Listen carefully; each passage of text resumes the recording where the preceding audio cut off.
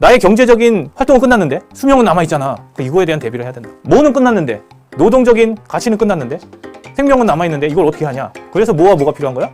노동이 아닌 수익이 필요한 거야. 그래서 저축만으로 됩니까? 안 된다는 거지.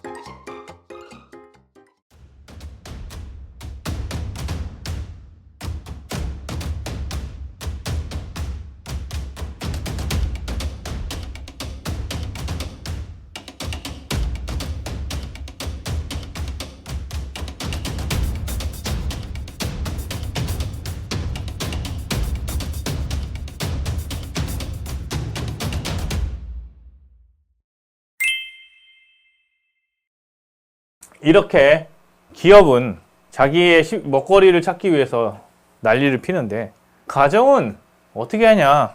급여밖에 없기 때문에 고민을 해봐야 된다라는 거죠. 자, 급여가 뭐냐? 황금수갑이다. 왜냐? 가정에 들어오는 유일한 수입 원천이기 때문입니다. 돈을 버는 유일한 방법이 급여이죠. 급여는 들어오자마자 월급에서 다 빼간단 말이야. 근데 이것마저 없으면 어떻게 돼? 죽어. 할 수가 없다고. 그러니까 이거라도 하는 거예요. 그래서 가장 짭짤하고 좋긴 하지만 뭐예요? 나의 미래를 담보해 줄 수 없는 거다. 자, 그렇다면은 먹고 살 수 있는 다른 방법이 뭐가 있냐? 있다고. 근데 알려줘요? 안 알려줘요? 안 알려주죠. 아빠도 모르고요. 엄마도 몰라요. 고기 잡는 법을 가르쳐줘야 된다면서 고기를 잡아봤어야지. 아빠도 못 잡아봤고 엄마도 못 잡아봤는데 어떻게 아냐고. 그러니까 금수저, 은수저 이게 중요한 게 아니고 결국에는 흙수저라도 있으면 뭐 해야 돼? 수저 사용법을 알아야 먹고 산다 이거지. 흙이라도 퍼먹고 살아야지. 그런데 수저 사용법을 누가 가르쳐 주냐는 거지. 왜? 배워본 적이 없어서 그래요. 자산을 봅시다. 자산이란 게 뭐예요? 회사에다가 일을 하면은 돈을 주죠. 그걸 가지고 저축을 해서 이 저축을 가지고 다시 자산을 만들어서 투자가 되고 회사에서 시장에 팔고 들어오고 이렇게 하는 겁니다. 그러면은 회사에서 하는 모든 일이 개인에게도 이루어지고 있죠. 이 개인은 금융거래를 누구랑 하는 거예요? 은행이랑 하는 거고. 그 다음에 모아가지고 자산으로 넣는 거고, 이게 이렇게 왔다가 다시 오고 이런 식으로 하는 겁니다. 그래서 자산시장에 들어갔다 나오는 것이 쉬운 일은 아니지만 우리는 여기에 접근을 할 수 있어야 돼요. 이것을 생각 안 하면 우리의 세상은 뭐만 있어요? 회사와 집밖에 없다고. 그 다음에 여기서 하는 건 뭐밖에 없어? 소비밖에 없지. 그럼 이런 인생에 무슨 희망이 있냐 이거지. 근데 부모 아까 전에 봤지만 어떻게 됐어요? 부모 세대는 그냥 배워서 살다가 죽으면 됐지만 이제 자식 세대는 어떻게 돼요? 배운 거 살다가 다 살았네 이렇게 되는 거야. 근데 뭐는 남아있어? 나의 경제적인 활동은 끝났는데 수명은 남아있잖아. 이거에 대한 대비를 해야 된다고. 뭐는 끝났는데, 노동적인 가치는 끝났는데 생명은 남아있는데 이걸 어떻게 하냐. 그래서 뭐와 뭐가 필요한 거야? 노동이 아닌 수익이 필요한 거야. 그래서 저축만으로 됩니까? 안 된다는 거지. 그래서 저금리 시대에는 이자가 물가를 못 따라잡지만 고금리 시대라고 다르냐? 인플레이션이 높아지면 고금리도 물가를 못 따라잡습니다. 그래서 저축을 해가지고 물가를 따라잡는 일은 개발도상국 때 끝난 거야. 근데 우리나라가 아직도 개발도상국이라고 생각하는 사람들이 있어. 그게 누구야? 부모 세대들이다 이거지. 지금 자식 세대들은 다 어디에 살고 있어요? 선진국에 살고 있다고. 자, 투자는 그냥 돈 은행에다 집어넣으면 그냥 성장하는 게 아닙니다. 뭐 해야 돼? 잘 자라는지 봐주고 잘 크는지 봐줘야 되는 그 정도의 애정도 있고 관심도 있어야 된다고. 근데 그 정도 관심도 없지만 그냥 그 정도 관심만 있으면 되냐? 그것도 아니야. 계속 뭐 해야 돼요? 관심 있게 지켜봐야 된다. 투자의 기본 원칙이 있습니다. 첫 번째는 자산을 구입해서 자산을 키우고 그 다음에 일을 시켜야 되는 거예요. 뭐랑 똑같아? 자식을 낳아서 자식을 키우고 자식이 일하도록 만드는 거지. 근데 자식은 그렇게 키워서 일하도록 만들어 놓고 나는 안 한다 이거야. 그래서 뭘 해야 돼? 자식은 고를 수 없지만 자산은 고를 수 있다고. 골라야 돼요. 좋은 수박을 고르듯이 좋은 자산을 선택해야 된다는 얘기고. 그 다음에 어떻게 해야 돼? 성장을 시켜야 됩니다. 자녀도 성장하는 거, 자산도 성장해야 되는데 여기에 뭐가 필요해? 꾸준함과 인내가 필요하다고. 내가 여기에 자꾸 자녀한테 이렇게도 키웠다 저렇게도 키웠다 왔다 갔다 하면 어떻게 돼? 자녀가 삐뚤어지죠. 자산도 마찬가지야. 이렇게 했다가 저렇게 했다가 이렇게 했다가 저렇게 했다 하면 어떻게 돼? 자산이 망가진다고. 넣었다 뺐다 하면은 뭐만 나가? 수수료만 나가지. 자녀한테도 이렇게 키웠다 저렇게 키웠다 학교 보냈다 저 학교 보냈다 이렇게 하면 어떻게 돼? 삐뚤어지는 거지. 자, 자산의 구입 방법. 뭐가 좋은지 알아야 된다고. 어떻게 합니까? 이게 뭐냐면은 국민은행입니다. 국민은행 갑자기 올라갔다가 딱 떨어졌어. 무슨 일이 있었나? 어떻게 이렇게 쭉 올라갔다가 뚝 떨어졌지? 근데 변함은 없네요. 이때 무슨 일이 있었냐? 알아봅시다. 이때가 언제냐면요. 국민은행이 로또를 팔기 시작합니다. 별 볼 일이 없네. 잠깐 이렇게 떴다가 내려갔겠지.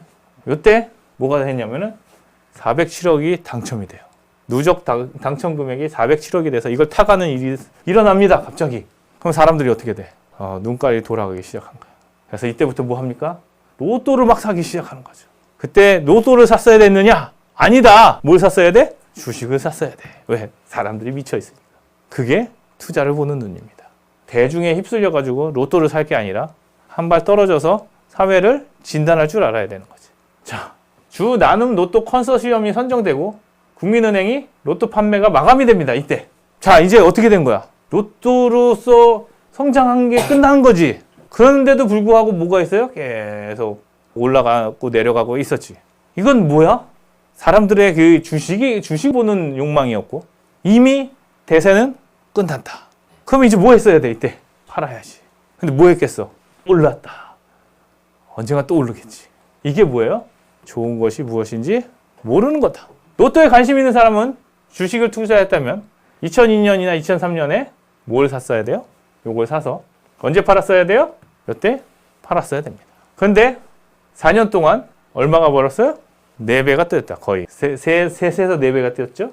그래서 결과론적인 얘기지만 두세 번의 요 떨어지는 유혹들이 있었을 거예요. 근데 뭐를 가지고 봤다면 로또가 되는 사업이라는 생각을 했다면 됐겠지. 그러니까 투자는 이렇게 해야 되는 거예요. 뭐 보고 하면 안 돼요? 봉 보고 하면 안 된다고. 이 그래프 보고 하는 그런 투자는 투자가 아니에요. 뭐 하는 거예요? 기술이라고, 기술. 자, 성장은 기다림입니다. 뭐 해야 돼요? 기다려야 되는데 기다리면 안 되는 경우가 있습니다. 이게 언제냐? 메뚜기 떼들이 들어올 때가 있어요. 이 메뚜기 떼들이 들어오면 어떻게 돼? 이익만 빼먹고 도망간다고. 그러면은 가치는 없는데, 가치가 없는데 이익만 빼먹고 도망가면은 뭐가 돼? 요만큼 있던 가치도 떨어지게 돼 있어요. 장기적으로는. 그래서 이익을 쫓아서 행동하다가 외라는 가치 투자가 없으면은 뭐가 해? 심리적으로 우와에 밀려있다고요. 그래서 이런 거는 뭐해? 투자 시장을 불확실성으로 몰고 가고 투자의 핵심은 불확실성의 배제입니다. 예측 가능하게 만드는 거지. 그래서 불확실성을 제거하는 방법은 뭐 하는 거라고요? 그 불확실한 시장에서 벗어나는 거죠. 자, 2008년에 미친 듯이 집값이 올랐습니다. 그때 어떻게 써야 돼요? 도망갔어야 돼요. 물론 도망가지 못하는 몇 가지 요인들이 있었죠. 그거는 잘 해봤어야 되지만 시장에 누군가가 막 들어온다. 그럼 어떻게 돼? 빠져야 된다고. 내가 수익 실현을 하고 빠져야 됩니다. 더 오를 거를 생각을 하는데요. 그거는 어디에 맡겨야 돼요? 그거는 그 다음입니다. 그 불확실성에서 벗어나야 된다고. 더 올라갈 수도 있고 떨어질 수도 있는데 그 2%를 가지고 여기 안에 있으면은 말 거지. 투기꾼은 투자 시장을 뭘로 만든다고요? 도박판으로 만들고 사기판으로 만들고. 자, 여기에 보면은 호구가 안 보이면 내가 호구다. 여기에는 그래서 내가 판에 들어가서 이 판을 읽을 수가 없으면은 뭐가 되는 거예요? 나는 호구가 되고 있다. 자, 상장하자마자 어떻게 됩니까? 이튿날 폭락하죠. 무슨 가치가 있을까요? 자, 신풍제약 쭉 올라가다 뚝 떨어졌죠. 무슨 가치가 있을까요?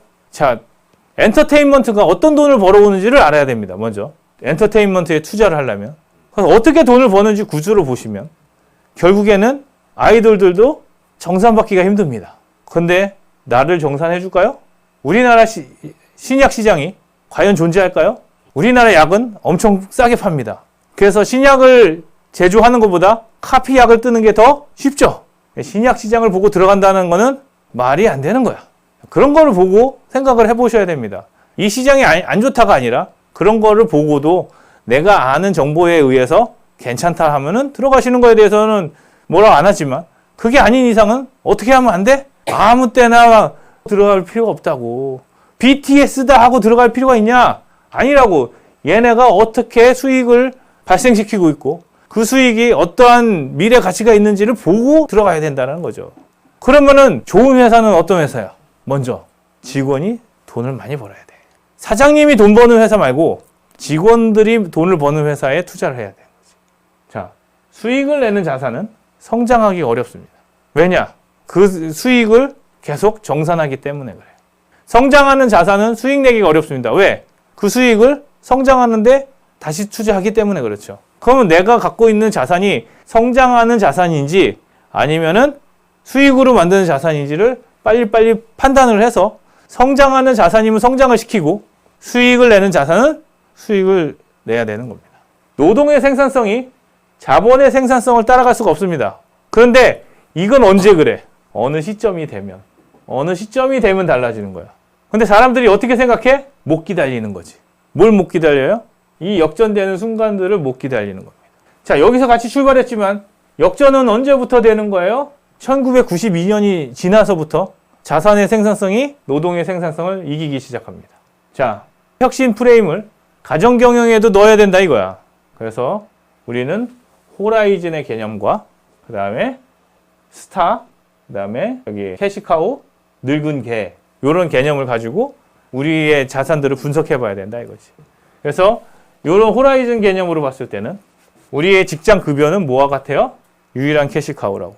그 다음에 대부분의 자산이라고 하지만은 부동산이 전부거나 아니면은 국내 주식이라고. 국내 주식이 수익성을 갖고 오는지를 모르겠어요. 난 주식에서 배당받아서 먹고 사는 사람을 못 봤습니다. 우리나라 주식으로는. 그리고 사업이 있습니다. 부동산도 내가 깔고 앉아있는 집은 자산이 아닌데 그걸 자산으로 생각하는 사람들이 많아요. 그래서 맨 마지막에 어떻게 해? 좋은 지역에서 나쁜 지역으로 이사 가면서 거기서 나는 돈으로 먹고 살겠다고 생각하는 사람들이 많다고. 그거는 자산이 아닙니다. 내 살을 깎아먹는 거지. 내가 사는 집은 자산이 아니에요. 소비한 겁니다. 뭐랑 똑같으냐? 내가 그랜저를 타다가 그랜저를 팔고 모닝을 샀어. 내가 벤츠를 타다가 벤츠를 타고 팔고 모닝을 샀어. 어차피 차는 한 대인데 그 가치가 같냐 이거지. 그렇게 봐야 된다는 거야. 같은 차지만 가치를 낮춰서 사는 거는 투자가 아니다 이거지. 그리고 우리가 성장 가능성과 급여를 가지고 봤을 때 우리가 요런 생각을 갖고 살았다고요. 공기업은 급여도 괜찮고 성장도 괜찮았지. 공무원은 급여는 적지만 지속 가능하지.